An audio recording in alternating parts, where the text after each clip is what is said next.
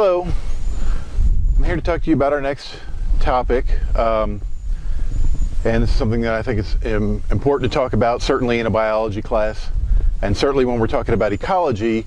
We need to talk about human impacts. We need to put humans in the context of the community in which we live, of other species, and we need to talk about human activities from an ecology point of view.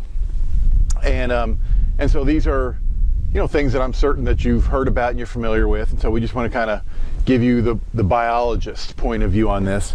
And certainly, as an ecologist, I believe that these are important things for us to talk about, and these are definitely things that you need to learn about when you're in college, and they're certainly in the news, and it's important that you understand. If you're in a biology class, you need to understand the biologist's point of view about these things. And so let's start talking a little bit about human impacts. Specifically, in this lecture, we're going to talk about climate change. And that is definitely something that is important to all of us, and it's definitely something that you need to have a deeper understanding of. Okay. And so, of course, one of the reasons I bring this up is that in the United States, there's still some controversy. There's still some argument about whether climate change is actually occurring. And so, typically this is in a class and I have everybody vote, but just to get things started, just ask yourselves, do you believe that climate change is occurring? Yes, no, or not sure? But as always, I can't tell you what to believe. There's no right or wrong answer. But I challenge you to ask yourself, well, why do you believe what you believe? If you believe that climate change is occurring, well, why do you believe that? If you don't believe it's occurring, why do you believe that? What is the source of your information? And that's what's important for an educated person to do.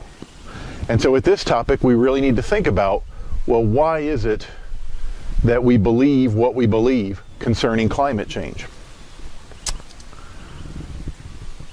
Well, let's get into it. What is climate change? You notice that, a lot of times we talk about global warming, and we're saying climate change, not global warming. The globe is getting warmer. The planet is getting warmer, but that's just one part of climate change. We're seeing changes in temperature, rainfall, wind, solar radiation, etc., that go beyond just warming up the planet. So scientists are saying that the entire climate is changing due to human activities. And so that's what we're talking about here. And so I'm going to show you a lot of things and a lot of data that support this idea of climate change. All this comes from Solomon et al. It's not, I don't know if there might be a more recent version of this. I linked down on the Canvas page. Basically, it's a large-scale summary of the scientific data behind this idea of climate change. So you can check that out on the webpage. And so, global warming is an important part of climate change. And so in this graph, you can see that the average temperature has increased about 0.35 C in the first half of the 20th century, and then another half a degree centigrade from 1970 to the present. And so in this graph, they're taking the temperature from the average temperature from 1961 to 1990 as a baseline. And so if you pick a baseline, then you can compare how things are changing relative to that baseline. So if you took that 30-year period between 61 and 1990 and use that as your baseline, then this graph is relative to that. So that's why in the early part of the century, you see that temperatures are below that baseline, but steadily increasing. And then in the last part of the century, the temperatures are increasing dramatically relative to that baseline. And again, that's in centigrade, so 1 degree centigrade is a greater temperature change than 1 degree Fahrenheit. Now these are directly measured temperatures. And so that's one of the things you have to think about when we talk about climate change, and when we show data, we have to talk about, well, what are the sources of the data? Well, this is directly measured temperature. And temperature is something that's fairly easy to measure. Literally everyone has the ability to measure temperature. It's done all over the globe. It's fairly easy to calibrate, right? You know, using freezing water and boiling water. As always, I'm doing this outside. It's a little windy today, but that's all right. That's the joy of being outside. And so it's not like this is something that's measured it's easily to mess up, right? This is directly measured temperatures from all over the globe, synthesized to give these data. Pretty clear that there's an increasing trend. And so again, we're using that 30-year period, sort of mid-century, as a baseline, so we can look at things relative to that baseline in this graph. And based upon that, you can see, you know, in the last part of the 20th century, in the first part of the 21st century, a very abrupt increase in temperatures relative to the baseline. But if you go back, you know, 100 some years, you can see from this graph kind of a steady increase. You know, certainly starting around 1920, you can see an increase, a leveling off, and then another increase. And this is the sort of thing you hear about in the news all the time. For years now, the last year has been the hottest year on record, right? You hear this all the time. You know, last month was the hottest whatever month on record. Last year was the hottest year on record. And this is what they're basing that on, is that we've been recording temperature for a long time, and so we can say, was this the hottest month? And we're consistently, every year is like hotter than the year before that. So you're looking at about 3/4 of a Celsius increase in the last 100 years. And that may not sound like much to you, but when you're talking about, you know, something occurring on a global scale, averaged across all these different biomes, that is a significant figure. So here's a cool graph, and I've linked to it on the Canvas page. And this is another neat way to visualize temperature change over time. And so if you look at this graph, you see it's a spiral, right? Because we go from month to month, and then at the end of the year, you start back over with the months. So it's like a clock. And so this temperature graph spirals, and it starts in the 1850s. And so it just plots the average monthly temperature for each month, each year, and then it just spins around like a clock.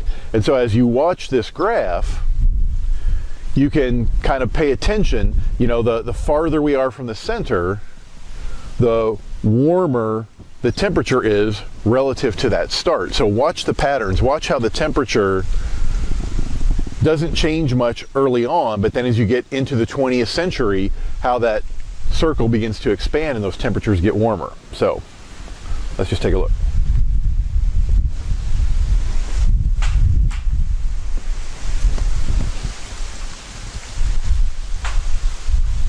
You see they're kind of riding on top of each other early, but now look at how that graph, it just slowly expands. And watch how fast now it starts to expand once we hit the end of the 20th century. And so it's just another way to visualize those temperature changes month by month over, you know, 150, 170 year period. And so these are the kind of data that we look at and we say, this seems like, you know, a phenomenon. This seems like it's pretty clear that global temperatures are getting warmer. Now here's another graph, and so that graph, you know, went back just to 1850, and so this graph goes back 1,000 years. And this is just for the northern hemisphere, but you're looking at temperatures over 1,000 years, and again, you're comparing them to that baseline. So the baseline here is the average temperature from 1961 to 1990, and So you can see this trend for 1,000 years. Temperatures in the northern hemisphere were lower than that 30-year period in the mid 20th century. And that very recently you see that spike of temperatures, and then it actually is greater than that baseline. And so, you know, when you look at the previous graph that only goes for 150 years, you know, a legitimate question is, well, do these temperature cycles occur on a large time scale like that? And is that really indicative of a significant change? But now we're looking at 1,000-year time scale. And for 1,000 years, temperatures were lower than that 60 to 90 baseline. And only recently did those temperatures start to jump up and actually exceed that baseline. So the next question is, well, how in the world can you tell what the Earth's temperature was like 1,000 years ago? Okay, so yes, humans were alive, but humans did not have the ability to measure temperature. Previous graphs were all based on our ability to actually measure temperature, but 1,000 years ago. And so how can we have a data set like this?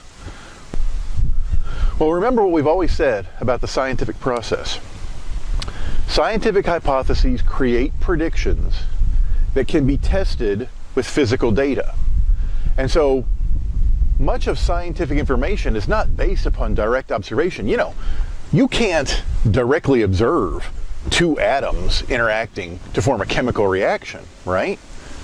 But you can make predictions, and then you can test those predictions. And from that, you can learn about those chemical reactions, right? And we know a lot about chemistry now using that process. We've never directly observed those reactions, but we can make predictions and test those predictions. You know, you can talk about evolution. Hey, how do we know what happened? We can't observe things evolving 100 million years ago, but we can make predictions, and we can test those predictions, and we can make those sort of inferences. And so you don't have to directly observe things in order for them to have scientific validity. And so how do we know what the temperature was like for the past 1,000 years? Well, we can use things like proxy data. And so we can look at other things that allow us to infer temperature. And so you can look at things like coral reefs, or fossil pollen, or ice cores, or tree rings, or ocean and lake sediments. You can look at things that existed 1,000 years ago, and you can use those things to infer what the temperature was. And so, like, we're not going to be able to talk about all of these things, but like fossil pollen, right? We know what kind of trees grow in different temperatures, and so you can find 1,000-year-old rocks, or you can find 1,000-year-old sediments, and you can look at the pollen, and you can see what kind of plants lived then, and infer temperature from that. Tree rings, you know, the spacing between the rings is proportional to temperature. And so trees that live, you know, 1,000 years. Again, same thing with ocean and lake sediments. You can find sediments that are very old, 1,000 years old, and you can see what was going on at that time, and you can relate that to temperature. The example I want to talk about is these coral reefs, right? And so like tree rings, coral produce rings as they grow. Remember, coral's an animal, right? It looks like a rock, but it's actually an animal that secretes a hard external skeleton, a hard shell, and then when the animal dies, the shell is left behind, and so then you have a coral reef. So as those corals grow, they produce rings. The distance between those rings is proportional to temperature. And that, you know, trees do that, to some degree fish do that. Lots of things grow in this manner. And so by looking at the distance between the rings of these older corals, you can infer what the temperature was. That's one way we can see what temperature was going back 1,000 years. And of course, you can also find very young trees and very young corals and do the same thing. And you can see that the growth has accelerated in relation to these temperatures that we have been measuring. Another very common way to infer what kind of things happened a long time ago is to look at isotopes. And so we do this a lot in evolution. We do this there's a lot of ways you can use isotopes to understand historical phenomena. And so the corals, again, as they grow, they trap atoms of oxygen. And so, they use oxygen, and oxygen is important for biological processes. And as that coral grows, you get oxygen as part of that structure. So you can take an old coral, 1,000 years old, and you can look at the oxygen, but you can look at the oxygen isotopes, right? Remember what an isotope is. An isotope is different form of the same atom. And so it's an atom that's got a varying number of neutrons, right? And so you have sort of your typical oxygen atom, and then you can have isotopes of oxygen, which have more neutrons or less neutrons, right? And so you can measure those. And the ratio of those oxygen isotopes in the atmosphere is determined by temperature. This is something that we can test. And you can see that as the temperature varies, you can predict what ratio of different isotopes of oxygen you have in the atmosphere. And so at certain temperatures, you have more of one kind of isotope, and at other temperatures, you have more of another kind of isotope. And so when you measure those the oxygen and those oxygen isotopes in coral, you can look at those ratios. And from those ratios, you can work backwards and predict the temperature. So this is the idea behind how can we look at temperature over 1,000 years. And so this is what scientists do, right? So you've got to make that prediction that, okay, well, we understand this about these isotopes, and so if, we look at these isotopes, we can predict temperature, and you can see, does that support or not support your hypothesis? And from that, we can infer these ancient temperatures. Not really ancient. 1,000 years ago, old is not that ancient. Now here's ancient, right? So here we're looking at temperatures going back not 150 years, not 1,000 years, but going back 400 or 450,000 years. So going back a long time. Now you say, well, how in the world can you estimate temperature going back that far? Well, one of the things we mentioned was ice cores. And ice cores are a valuable way to look at what's going on in the atmosphere going back a long time. Because as that ice forms, it traps atmospheric gases in the ice. It traps these little bubbles. And so you can go down to the Antarctica, or maybe up to the Arctic, probably Antarctica, and you can dig down, and the deeper you go, the older the ice, and you can analyze the gases trapped in that ice, and you can look at isotope ratios, and use those isotope ratios to infer temperature, and you can use that to look at temperature patterns over an incredibly long time. So that proxy data, again, allows us to look at long-term trends in temperature. That's what we're showing here on this graph. And so if you look, the blue line is temperature here, and you can see that temperature varies, quite a bit when you look on that longer time scale. But you can see very clearly a recent increase in temperature as we came out of the last ice age. But then just in the past couple hundred years, you can see that temperature, again, spiking dramatically. And so, does the Earth's temperature change over time? Yeah, it changes over time. Has it changed as quickly as it's changing now? Probably not. Not likely, right? And so, again, it's a legitimate question to ask, well, what does the typical temperature look like on Earth, and how quickly does it change? And this is a good way to estimate that. And when we look at modern temperature changes, they seem to be much, much faster than anything that's been seen in the past, 400,000 years or so. Well, what's driving those? If you look at this graph, in the same way you can estimate temperature, you can also estimate carbon dioxide based upon gases trapped in the ice. I mean, carbon dioxide is a gas, so you can just measure the gases trapped in those ice. And you can see, look at how perfectly these two graphs are in sync with one another. The red line is the carbon dioxide concentration as measured from these ice cores. And as carbon dioxide goes up, temperature tends to go up, and as carbon dioxide goes down, temperature tends to go down. And we're seeing this big spike of carbon dioxide and a resulting spike of temperature. So it seems pretty clear that carbon dioxide is something that's very important to this. So when we talk about things like climate change and why do scientists talk about climate change, these are the kind of data that people are looking at. Okay, so let's relate this a little bit to what we've been learning about ecology. And ecology is the study of the biotic and the abiotic, right? So an ecosystem is all the species living in an area plus the abiotic factors that influence them, right? Rainfall, sunlight, temperature. And so ecology looks at both living and non-living components of an ecosystem and how they relate to each other. Now, two very important abiotic factors that ecologists discuss a lot are energy and nutrients. And these are two things that are just essential to understanding any ecosystem. Energy is the ability to do work, right? And there are different forms of energy, but ultimately it comes from the sun.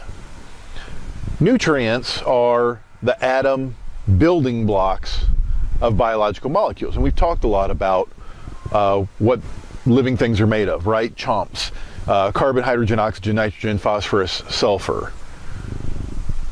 Those are the basic atoms that you can combine to make any living thing, right? So, when we're studying ecology, we're talking about these two things a lot, energy and nutrients. Now, one of the things that ecologists say frequently is energy flows and nutrients cycle. Remember when we talked about energy, we said that every time you go up a trophic level, you lose about 90% of the available energy, right? It gets used and then eventually degrades to heat, and that limits the number of trophic levels you have. So consequently, for ecosystems to function, you need a constant source, a constant input of energy from the sun, because that energy is ultimately all going to degrade to heat, which you can't use the heat to do any work. And so that's why we say energy flows from the sun to the plants, through the food web, and then eventually turns into heat. And once it turns into heat, obviously for some organisms like us, that heat is an advantage, but for the most part, that energy turns to heat, and then you can't use that heat for any biological purpose, right? You need chemical energy. You need to eat food with chemical energy in order to fuel living things. And that chemical energy ultimately can be traced back to the sun. So that's why we say energy flows. It moves in one direction through the food web, and then it degrades to heat, and then you're done with it. So you need a constant input. Nutrients cycle. Nutrients get used over and over and over again. And so those building blocks, those atoms, are start in the plants, and then they get transferred through the food web, and then when things die, they break down, and those atoms get returned to the environment and eventually get used back up in the plants again. And so that those atoms get used over and over and over again. So there are carbon atoms in your body that were in a dinosaur fart, probably, statistically, right? Because these carbon atoms just get used over and over and over again, and all the atoms get used. So that's what we mean by nutrients cycle. But thinking about the flow of energy and the cycle of nutrients is important when you're talking about things like climate change. And so here's a figure from your book, just showing you a very basic nutrient cycle of her nitrogen. And so you've got nitrogen gas in the air. The air is mostly nitrogen gas, and then this gets fixed and transferred to living things in the ecosystem, and then as organisms eat other organisms, that nitrogen gets passed around, and then eventually it can get returned as nitrogen gas and so on. So in ecology, we talk about these cycles in a lot more detail in ecology class. Here's another figure from your book talking about the carbon cycle. And so, carbon dioxide is an important gas in the air, although it's not nearly as common as nitrogen. But carbon dioxide's in the air, and of course, plants take up carbon dioxide as they photosynthesize, turn it into biological molecules. That carbon gets passed from organism to organism through the food web, but as those carbon molecules get broken down, eventually they get turned into carbon dioxide, and you breathe out carbon dioxide and it gets back into the atmosphere. So there's just a couple ideas of how these nutrients cycle. Carbon cycle is really important to global climate change. We like to talk about the carbon cycle because, all living things are carbon based, right? It is the basic atom building block of all living things. And like I said, it has the greatest influence on climate change, so that's why we need to talk about the carbon cycle a little bit. Carbon links the consumers and the producers, right? The producers, the plants, the photosynthetic organisms, take that carbon out of the air and pass it to the consumers. So, here again, we've got very simplified food webs, and you've got energy captured by the producers, and then as those plants and those primary producers are eaten by herbivores and other consumers, that energy that's in those molecules gets passed from organism to organism, and so it all flows through those organisms, but it eventually turns to heat. And that energy can't be reused. Once it passes through all these organisms, turns to heat, you can't really use that energy, right? So the energy's flowing through the food web. But you look at something like a nutrient like carbon dioxide, it's captured by the producers. And then that carbon gets passed through the food web, but then it cycles back to the producers. As things die and decompose, and as that carbon gets breathed into the atmosphere, it gets reabsorbed into other producers. So that's the nutrient cycling. And so sometimes in this carbon cycle, you have living things that get buried, and they get buried for a long time. And so sometimes you have plants that don't get eaten. They just get buried, right? And they get covered up. And you have things that die and they don't get broken down by decomposers. They just get covered up, and they get pushed deeper and deeper and deeper. And that carbon and the energy gets sequestered and is taken out of the system for a long time. And that's what fossil fuels are, right? Fossil fuels are organisms that got that energy and carbon 100 million years ago. And then they've been buried for 100 million years. And of course, as they're buried, pressure and temperature, compacts them into smaller and smaller size. But all that carbon that got buried with them before it could be used by other organisms, all that energy got buried with them before it could be used by other organisms. And so instead of going into the food web, it just gets taken out and then sequestered for 100 million years. Now, if you look at this version of the carbon cycle, or the other one either, what is the newest part? Which part of this cycle is the most recent? Well, it's the combustion of those fossil fuels, right? All these other things have been part of the cycle for as long as there's been life on Earth, 3.8 billion years. But it's this combustion of this fossil fuel that is the most recent, in the past a couple hundred years. And so that's a very new thing to this carbon cycle. And so, there's a tremendous amount of energy stored in those fossil fuels. We need that energy for our lifestyles, right? We don't need that energy to be alive. Like, we can, get enough food from our other organisms and from the sun. We need this energy mostly for our quality of life. And so that energy's been out of the cycle, has been unavailable for 100 million years. All that carbon has been out of the equilibrium for 100 million years, okay? And now in a couple hundred years, we're releasing tremendous amounts of that carbon back into this cycle. Well, that's bound to have a dramatic effect.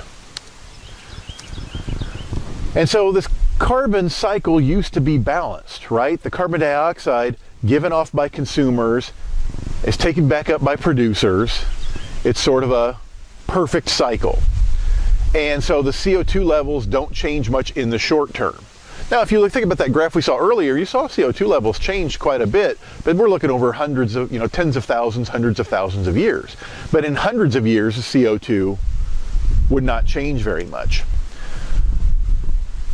But with Industrial Revolution, we're digging up that carbon and burning it, which releases it into the atmosphere, and we're adding that carbon to the cycle. And that's disrupting this equilibrium.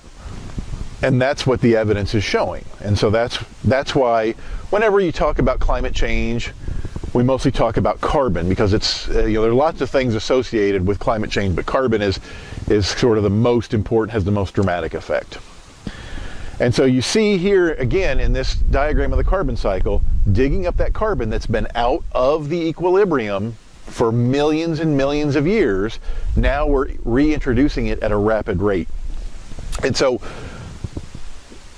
the plants and the ocean can't take up the carbon dioxide fast enough. You can see that the water can absorb carbon dioxide based upon this graph, and the soil can. And plants, of course, can take up carbon dioxide, but they can't do it as fast as we're releasing it. And that's why carbon dioxide levels are rising. And so, energy flows, nutrient cycle. We need lots of energy to power modern life for our modern lifestyles. And once we use that energy, it's gone. It's a non-renewable resource. But those nutrients that are part of that fossil fuel, the carbon, nitrogen, etc., that's part of that carbon, those can get used over and over again. They get added back to the atmosphere, and they become part of that equilibrium. Okay. And so here's a figure from your book again. Why do we say that carbon dioxide levels are rising? Well, this is something that we've been directly measuring for decades. And so you can see here that, going from 1960 up to about 2010 on this graph, you can see just a steady increase in carbon dioxide as measured. I think this is probably on a volcano top somewhere in Hawaii. It's out in the ocean, it's away from other big cities. And you see about a 25% increase. Now I notice on this graph, it tops out just under 400 parts per million, but I know that now in 2020 that we're above 400 parts per million. So this graph just continues to go up and up and up. So here again, direct data showing this carbon dioxide increase. And again, to put that in context of the long-term changes of the Earth, you could look at those ice cores. And so in the red line here measures carbon dioxide as measured in those ice cores going back hundreds of thousands of years. And you see that right now, the concentration of CO2 in the atmosphere is higher than it's been in 400,000 years. Okay? That's why scientists are concerned about this. And so when you wonder about how do we put this in context, this is how we put this in context. Here is another graph. This is just carbon dioxide from fossil fuels, estimating carbon dioxide from fossil fuels. And you can clearly see that with the Industrial Revolution, that's where this carbon is coming from, right? There are many sources of carbon for the atmosphere, but it's clear that the majority of the increase is due to the burning of fossil fuels. Okay, so releasing CO2 from the burning of fossil fuels, that's the big deal here. So what country has the highest per capita release of carbon dioxide? Is it China, US, Russia, India, or Japan? Which one has the highest per capita release of carbon dioxide? Well, let's look at a graph before you answer that. And so here you got CO2 from fossil fuels by different countries, right? So now that you've seen this graph, what's your answer? Which country has the highest per capita release of CO2? Well, from this graph, you say, oh, well, United States is high, but it's not as high as China. But the question I asked was the per capita release. You see, the actual amount of CO2 that China releases is a little bit more than the United States. But they have over 1 billion people. They have like 3 times our population. So the per capita, the CO2 per person is much lower. The United States is clearly the country that has the highest per capita, per individual release of carbon dioxide. And so much of this increase of carbon dioxide is due to Americans, to people who live in the United States. And so it is our responsibility to take this seriously. Now again, if you think about carbon dioxide, you say, well, won't the plants just grow better? Plants like carbon dioxide. Won't the plants just grow better, suck up all this extra carbon dioxide? You know, it'll all balance out eventually. Here's the problem. We have fewer plants, right? Not only are we releasing more CO2, but with deforestation, we have fewer forests. You know, the trees in that are things that sequester carbon the longest, and we've been cutting them down at an unprecedented rate. So that's one problem. We're releasing more CO2 and we have fewer forests to suck it up. So here's what's this? Carbon dioxide from forest burning. So this is just the release from getting rid of the forests, and you can see a steady increase that seems to be slowing down. If you look here, this is again the CO2. This is breaking that CO2 from forest burning down by different continents or different parts of the world. And you know, you might look at North America and you say, well, look, you know, we're doing better.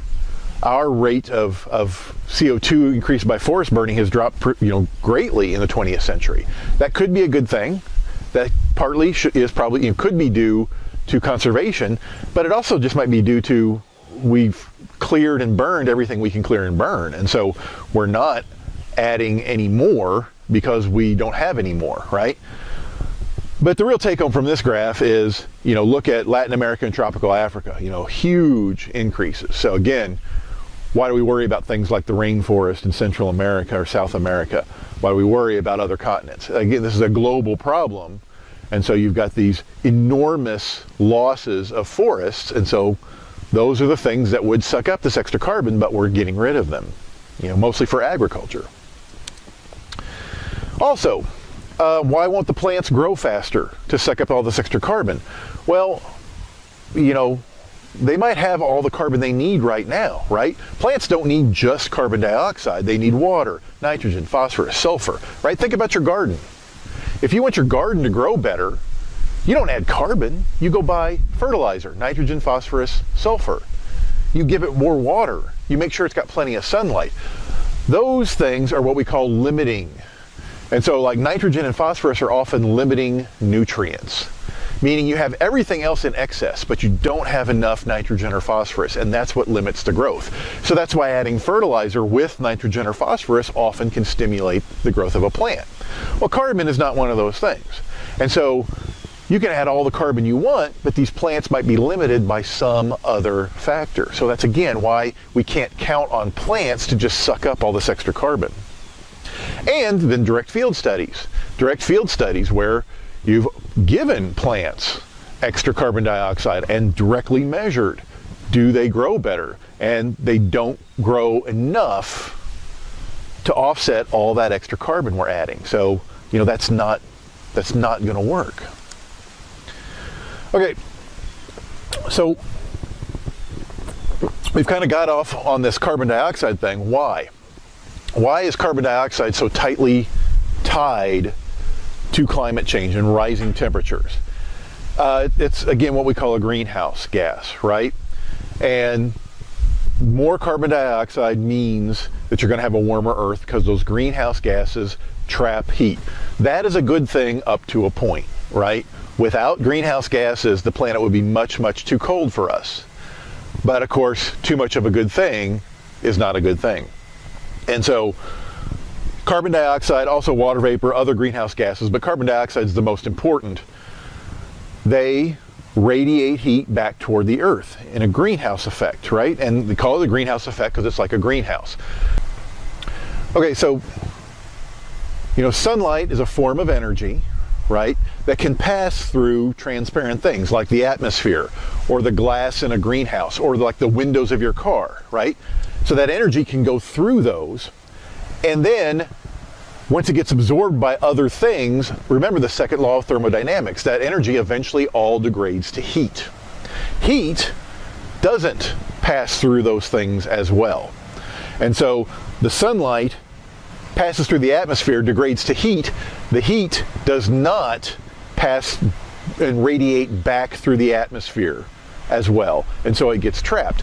And so like a greenhouse or like your car, you've left your car windows rolled up in the summer, it gets ridiculously hot in there because the sunlight comes through the glass, converts to heat because of the second law of thermodynamics, but the heat does not pass through the glass as easily. That's the greenhouse effect. CO2 is the most important greenhouse gas in our atmosphere for causing this effect. And so again, if you look at the graph of CO2 levels as measured for the past several decades and global temperatures as measured for the past several decades, they're in almost perfect lockstep. They're clearly related to each other. Now, it's not just carbon dioxide. There's lots of other stuff released when you burn fossil fuels. Remember, living things are made mostly of carbon, but we also have nitrogen and sulfur and other things that make up all the proteins and biological molecules that make living things. And all that stuff gets released when you burn fossil fuels as well. And so, for example, nitrogen. Look at this nitrogen cycle. So if you look at this version of the nitrogen cycle, right, you can see that human activities, burning fossil fuels, puts nitrogen into the atmosphere and disrupts that equilibrium that existed, right? This nitrogen can form things like nitrous oxide, which can eventually form things like acid rain, smog. Same thing with sulfur, right? Think about what makes up biological molecules. When you burn fossil fuels, you're taking those nutrients and putting, that have been out of these cycles for millions and millions of years, and you're putting them back in. That's disrupting the equilibrium. Sulfur forms sulfuric acid. Again, acid rain, smog. So these are all other effects of burning fossil fuels. Prior to the Industrial Revolution, we just needed energy to stay alive, just like every other species, right? We just needed energy from our food, keep your heart beating. Now we have more complicated lifestyles. That's not a bad thing, right? We have a higher standard of living. There's nothing wrong with that, but we have to acknowledge the true costs. And the true costs, as long as we're getting all this energy from fossil fuels, is going to be disruption of these equilibria and large-scale changes to the climate, as long as that energy comes from fossil fuels. And since those fossil fuels were once living organisms, their combustion influences existing nutrient cycles. That's how an ecologist looks at these things.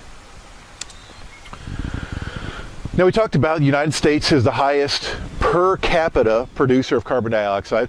We're the highest per capita consumers of energy, right? I think FSU is probably former Soviet Union, Europe, China, the world.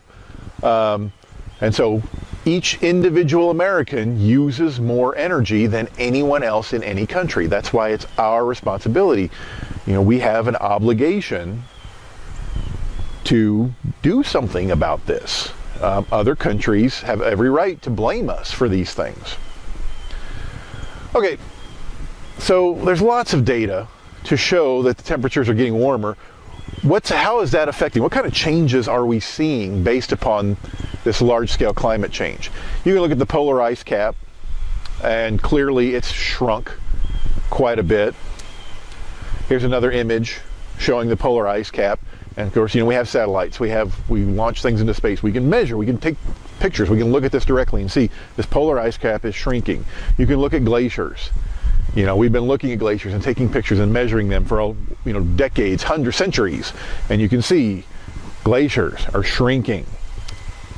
You can look at things like ice breakup date. There's data going back, again, centuries on when the ice begins to melt, and you can see that that's getting earlier and earlier. That suggests the planet's getting warmer. That's changing things. Well, where's all that ice go? When that ice melts, it's got to go somewhere. Well, the sea levels are rising. And so you can look at sea level rise over, again, centuries or so. You can see it going up and up and up. Again, these are things you would predict, right? You would predict if temperatures are going up, that ice would melt and sea levels would rise, and that's exactly what the data show. You can see here that you've got data from a couple different sources, right? You've got the trend based on tide gauges, so where people are actually measuring sea level around the world. And you can see at the last part of the 20th century, you can see that line where we've measured the sea levels based on satellite measurements. And so now you've got things, floating off of the Earth that can use lasers to precisely measure sea levels. And so you've got two different sources of information, but they both show the same thing, right? And so that again gives you confidence in these data. It's not, there are two independent ways of measuring sea level rise, and they both show it a consistent, steady rise. That suggests that it is a true phenomenon. With all this extra heat and energy, we would expect that to have, more storms, more activity. Well, here, if you look at this graph, you don't really see that, right? This is the number of hurricanes in the North Atlantic, and you don't see a clear trend here. So that's interesting, right? That's part of the scientific process. Well, we would predict more hurricanes and more storm activity. This graph doesn't show it. Maybe there's a different way to measure hurricanes, though. Maybe we need to look at hurricane intensity. The number of hurricanes might not be changing, but they might be more intense. These are different ways to try to measure the effect of climate change. Carbon dioxide, when it dissolves in water, acts like a weak acid. And so as carbon dioxide in water goes up, the pH goes down. It becomes more acidic. Here you've got, on the left, you've got carbon dioxide measured in the water at several different places. And you can see that carbon dioxide in the water going up. Remember, part of that carbon cycle was the oceans suck up some of it. They just can't suck up enough. But this shows that carbon dioxide in the ocean is going up. What's the effect? On the right, you've got the pH of those same water samples. And you see that pH trending down. It's becoming more acidic. Well, that's going to be a big deal for things like corals, right? And lots of organisms have a very narrow range of pH. If you change the pH, that's going to have a negative effect on those organisms. Here's a map showing the first fall frost date, and how it's changed. And so when do you get the first frost in the fall? And you see most of these states, it's green or darker green, meaning that the fall frost is getting later and later and later. Now you look at Georgia, Mississippi, or Georgia and Alabama, and their frosts are getting a little bit earlier on average. I don't know how to explain that, other than their frost date may have been, already very late, and so they're only changing a little bit. But I don't have an explanation for those two states. But the point is that, and the general trend is that frosts are getting later and later. That, again, when things freeze, influences the cycle of all living things, and that can have long-term consequences. Here you see another potential effect of these warmer temperatures. It's changing the migration pattern of birds. So you're looking at the distance moved north for these birds that are migrating, and you can see a steady trend that they're having to move further and further north, probably because temperatures are warmer, so they have to move further north to find the temperatures that they're looking for. Okay, so again, I started this by asking, do you believe that climate change is real? And then why do you believe what you believe? I believe it's real, obviously, because of the way I've been talking throughout this whole presentation, right? Well, why do I believe that? Why do I believe that this is such a thing? Again, I understand the scientific method, and I understand the process that goes into collecting these data, making these hypotheses, and that it is a trustworthy process that does a very good job of helping us understand natural phenomena. It's not perfect. We don't know everything, but it's better than anything else out there. And so I'm familiar with this process, and that makes me trust the process. Simple logic. It's a logical result of human activity. You know, basic logic says you cannot take this carbon that's been out of the equilibrium for 100 million years and rapidly introduce it to the planet at the rate we're introducing it and not see some large-scale changes. That's simple logic, right? The information that that we're looking at as far as global climate change are from what I consider trustworthy sources, right? This is not something that a handful of people are looking at. This is thousands and thousands of people around the globe for, I mean, we've been talking about climate change since I was in undergrad, right? For decades, okay? This is not an esoteric kind of side thing. This is a huge number of people collecting the data. And, they're not just all going to be able to make mistakes, or they're just not all going to fake the data. The big question here is, what would be the scientist's motivation? Scientists in general say that the climate is changing and we are the cause of it, right? What would be their motivation for lying? And how would you get all these scientists to all agree to fudge the data or say the same thing? You've got all these people looking at this and they're all coming to the same conclusion. What do you gain by lying about that? It just doesn't make any sense, right?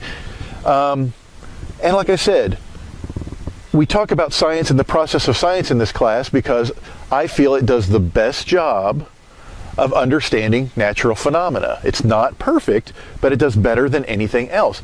And so when you want answers and you want explanations for what's going on in the natural world, scientists do a pretty good job of that. So that's why I believe the scientists when it comes to climate change. And so I think, it's definitely a phenomenon. It's definitely due to humans. And we have a responsibility to try and do something about it. This is a big deal. This is not something, this is not a chicken little sky is falling thing, right? The sky is definitely getting hotter. So that's why I believe what I believe. I can't make you believe in climate change or not, but I can tell you why I believe that it is such a thing. So it's kind of a bummer, but there it is. Anyway, that's all I got for now. I'll be back with some other related topics in future lectures, but let me know if you got any questions. See ya.